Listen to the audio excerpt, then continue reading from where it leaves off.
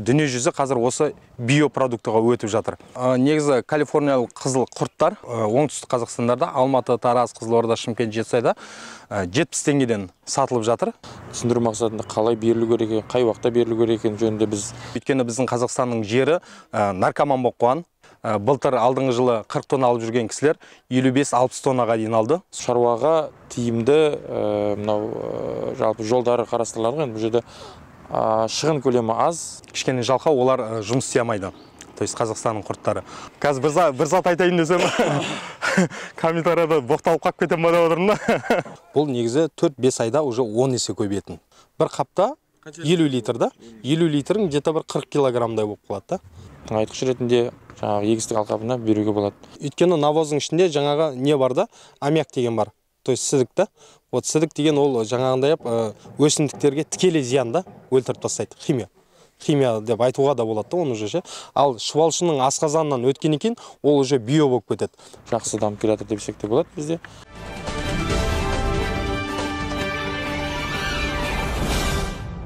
Мұнау қазіргі істеп жатқан шаруаңыз жайында айтыңызшы, бұл неге пайда жалпы? Бұл идея қайдан келді? Менің есімім Қуанышбек. Бұл шаруа Қазақстанға 1986 жылы келген. Сонымен біраз адамдар қолданғанда, сонымен жаңағындай бір каким-то образом жоқ болып кеткен да бұл. Енді қазір Қазақстанның ішкі нарқында осы соңғы 2-3 жыл активны жаңа қимылдап отыр адамдар. Өйткені биогумустың пайдасын біліп отыр да қазір көптеген адамдар. Қандай құдіреті қандай, оның жаңағындай нитраты бар ма жоқ па деген сияқты.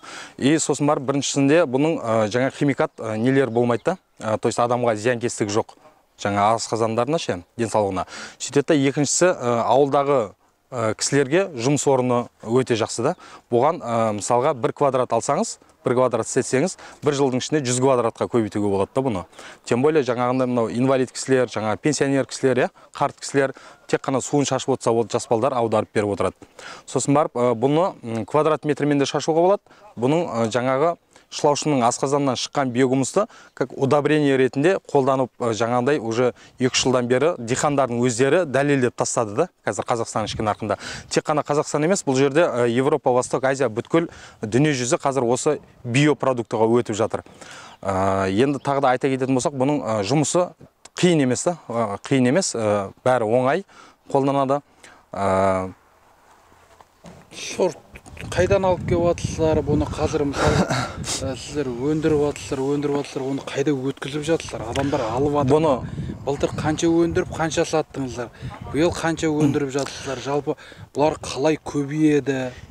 Бұны негізі калифорниялық қызыл құрттар, бұны жаңағы көптеген адамдар қазір бізде Қазақстанда Казверм деген кооператив бар. Сол кооперативке біз өткізетін боламыз. Біз кооперативтің мүшесіміз, жаңағы биогумуспен айналысатын вермифермерлердің бәрі.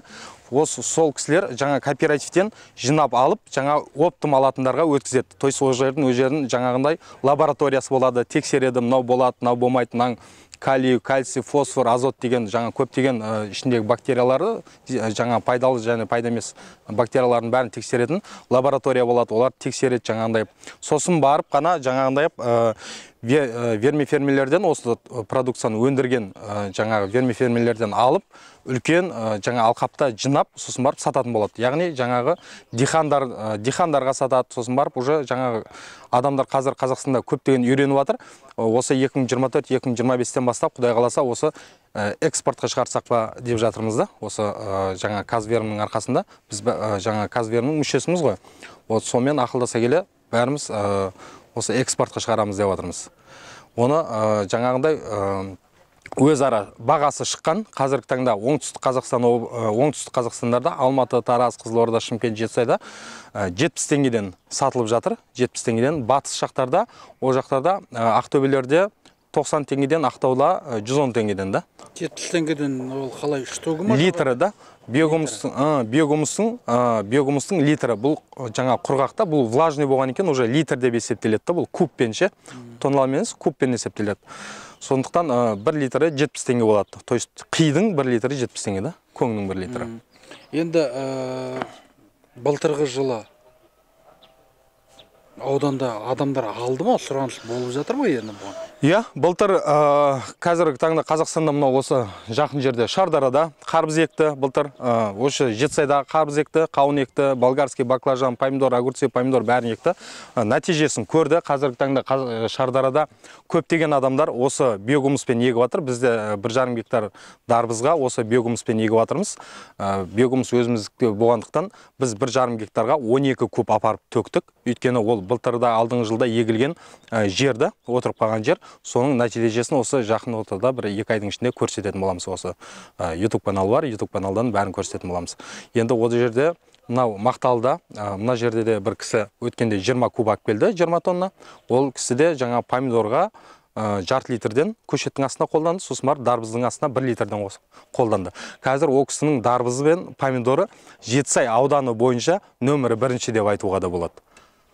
Былтыр қолданғандардың нәтижесі қалай болды енді?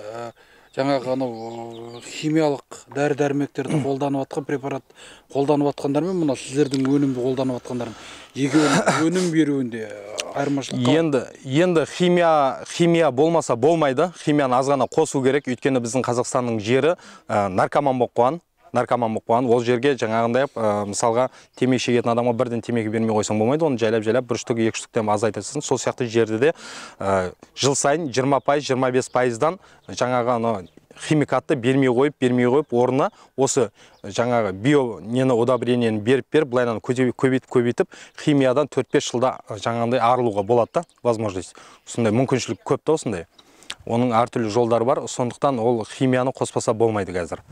Сіздердің болжамдарыңыз бойынша мынау қарбызға деп есептейікші, қарбызға 1 гектар жерге жаңағы өздеріңіз айтып жатқандай, осы био әдісті қолдансаңыздар, гектарына қанша өнім береді ол? Енді биогумусты гектарына мысалға 40 тоннадан алып жүрген кісілер, қазір былтыр алдыңғы жылы 40 тонна алып жүрген кісілер 55-60 тоннаға дейін алды сол жерлерден. Бірақ ол технологияны біз айтқандай дұрыс қолданды да. Бір кісілер бар, дұрыс жаңа сондай объем алды да, сондай объем қолданды, сондай жерге, объем жерге. Бірақ біз айтқандай технологиямен қолданбады да. Сондықтан ол кісі кішкене аз алды, бірақ ол кісіде де жаңа результат бар да, результат бар. Бұның да жаңағына бізде бұның сұйық түрі де бар да, сұйық түрі де бар. Жаңа Ресейден келетін витаминдер қосылып, қоспаменен қазіргі істеп атқан осы биомикс деген сұйық түрін шығарғанбыз. Алматыда шығып жатыр қазір.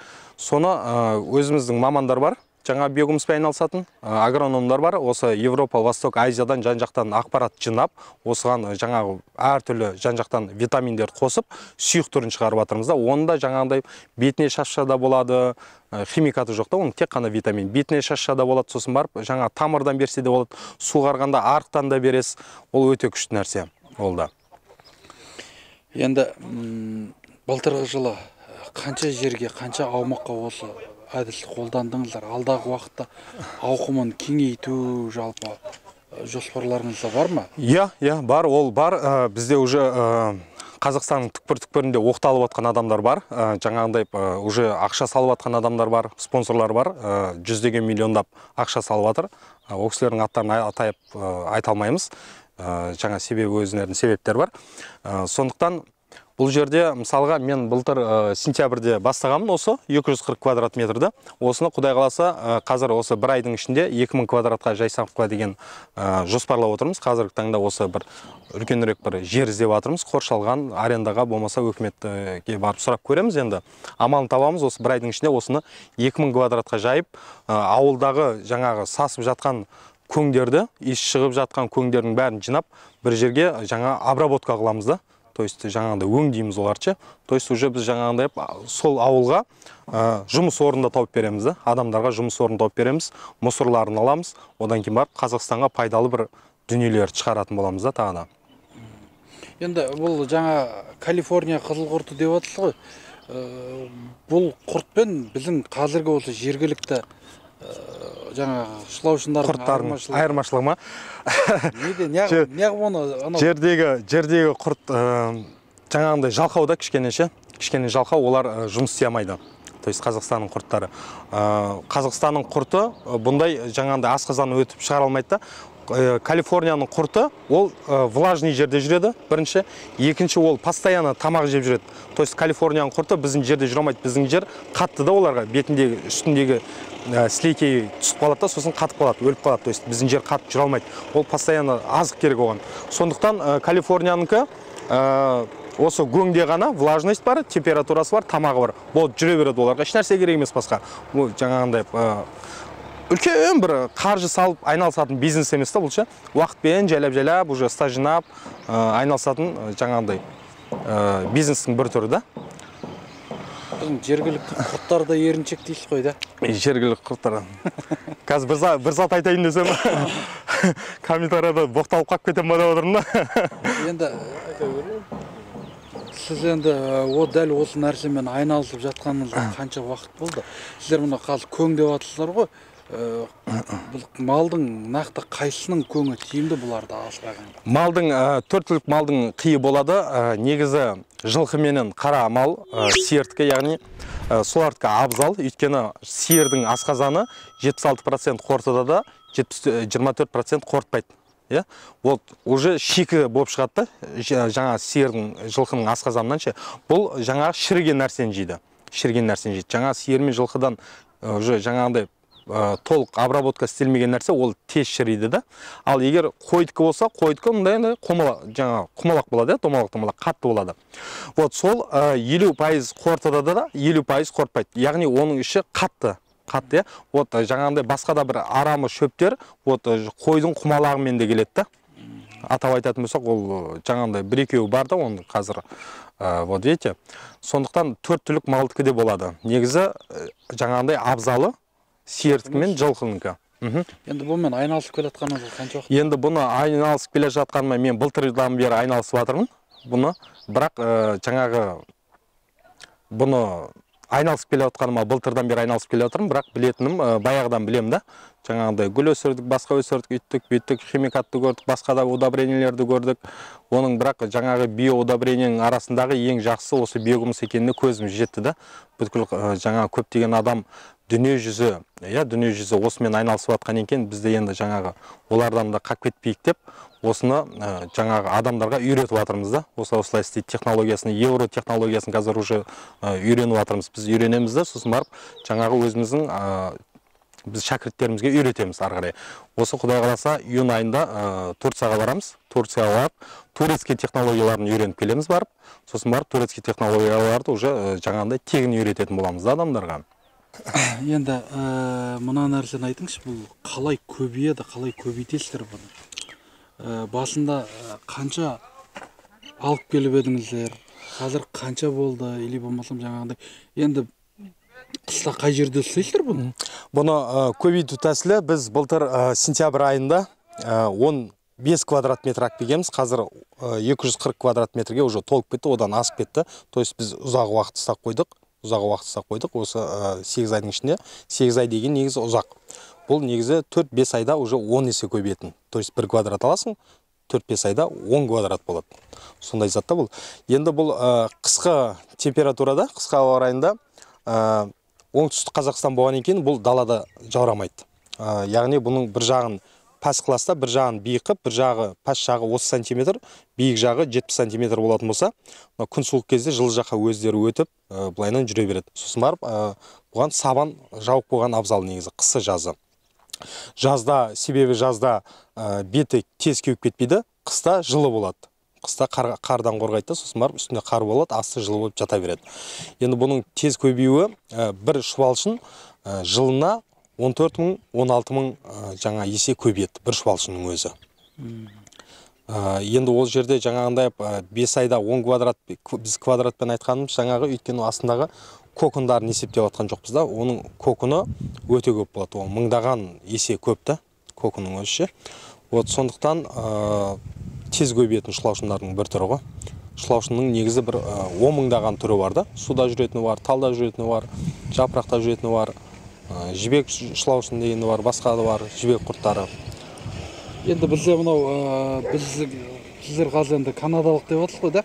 Бұдан басқа да тағы қандай түрлерін алып келіп осы жерге жаңағындай көбейтуге, или болмаса осындай мақсатта пайдалануға болады? Жалпы жоспарларыңыз бар ма тағы да басқа түрлеріне келуге? Бұл Калифорнияның шұбалшындарын қазір бізге ең қолайлысы, ыңғайлысы, сапалысы осы болып тұр. Өйткені біздің қазіргі багарын жерлеріміз көп Қазақстанда, то есть өліп қалған жерлеріміз, соларды бірінші жаңағындай тірілтіп алу керек жерімізді. Одан кейін барып уже жібек құрттары деген бар, әртүрлі нәрселерді шығаратын ше. Айтып отырмын, жаңағы 10 мыңдаған құрттар бар әртүрлі.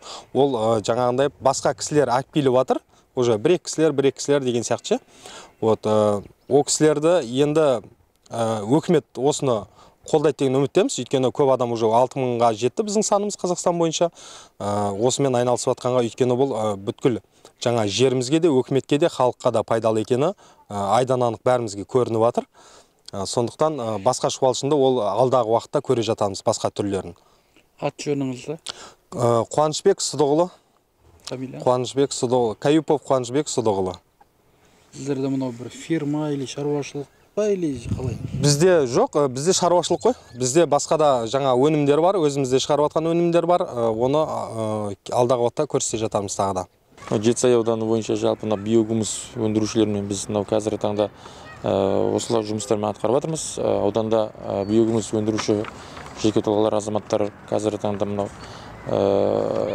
қазіргі жыл басынан бері көптеген жиналыстар ұйымдастырып, осыларды түсіндіру мақсатында биологиялық, органикалық тыңайтқыш биогумус деген түсіндіру мақсатында қалай берілу керек, қай уақытта берілу керек жөнінде біз бірнеше рет жалпы жиналыстар ұйымдастырып, осы жиналыстардың арқасында шаруаларға түсіндіру жұмыстарын жүргізіп жатырмыз.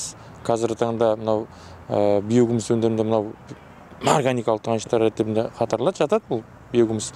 Яғни қазіргі неғұрлым шаруаға тиімді жалпы жолдары қарастырылады. Бұл жерде шығын көлемі аз, яғни өзінің өз үйінің ауласында да өндіріп, өсіріп алуға да болады бұл биогумусты. Оны сырттан іздеп, анаяқтан іздеп қажеті жоқ. Шылаушынды алып келіп, өздерінің жалпы ауласында сол нәрсені өндірсе, ары қарап олар келешекте өзіне тыңайтқыш ретінде жаңағы егістік алқабына беруге болады. Енді ауданда қазіргі таңда соңғы 1-2 жылдың көлемінде осы биогумус өнімдері жақсы дамып келе жатыр десек те болады бізде. Яғни қазіргі таңда шаруалардың барлығы беріп, пұра жаңағы несін, эффектісін айтқанда көріп жатыр деп айтсақ те болады. Енді барлығы емес, енді минералды тыңайтқышты да беріп жатқан шаруашылықтар бар. Оның барлығы әдетте ол көзін жеткізу керек, одан кейін ары қарап 90% болу керек деген сияқты. Минералды тыңайтқыштар беріп жатқандар бар. Амофос, жаңағыдай қажетті селитрасы бар, басқа да минералды тыңайтқыштарды да қолданып жатқан шаруашылықтар бар.